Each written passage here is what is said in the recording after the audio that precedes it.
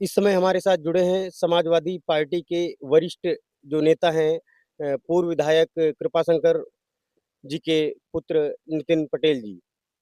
अ, Bharatiya Janata party इस समय अंबेडकर जयंती के पूर्व एक कार्यक्रम चला रही है साफ-सफाई जैसे कार्यक्रम को लेकर, उस पर आप क्या कहना चाहेंगे? देखिए, भारतीय जनता पार्टी हमारे जितने भी महापुरुष रहे हैं, सदैव उनका इस्तेमाल करना उन्होंने सीखा सीखा है। हमारे अम्बेडकर जी को उन्होंने कभी सम्मान देने का काम नहीं किया। जयंती पर सिर्फ़ वोट के लालच में वो अम्बेडकर जी को सम्मान देते हैं, लेकिन हमारे राष्ट्रीय अध्यक्ष जी, माननीय अखिलेश यादव जी, उन्होंने पीडीए का नारा दिया।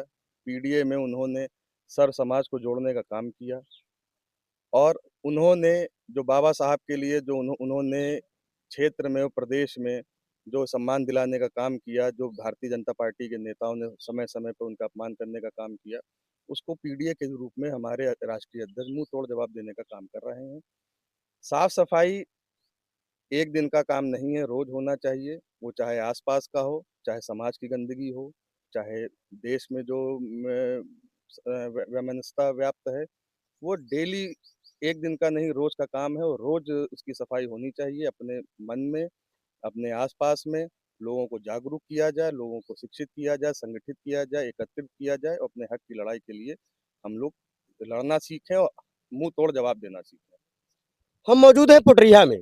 पुटरिया एक बड़ा गाँव है, भगवान नगर विधानसभा क्षेत्र में आता है और आप यहाँ से चुनाव लड़ने की भी तैयारी कर रहे हैं, विधानसभा चुनाव लड़ेंगे और पब्लिक में ज़बरदस्त क्रेज़ है आपका, युवाओं में बड़ी आपके प्रति उत्साहिता है।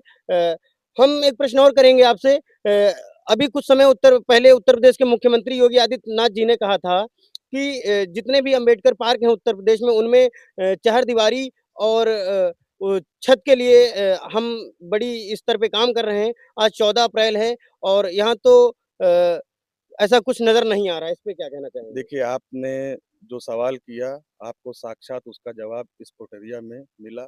बाबा साहब की मूर्ति है, ना छत है, ना चबूतरा है, ना कोई पक्का उन्होंने काम किया। ये तो हमारे नौजवान साथी हैं सचिन रावत और उनकी टीम का, इनका मैं धन्यवाद ज्ञापित करता हूँ, जो इन्होंने बाबा साहब के विचारों को समाज में ज़िंदा रखने का काम किया है।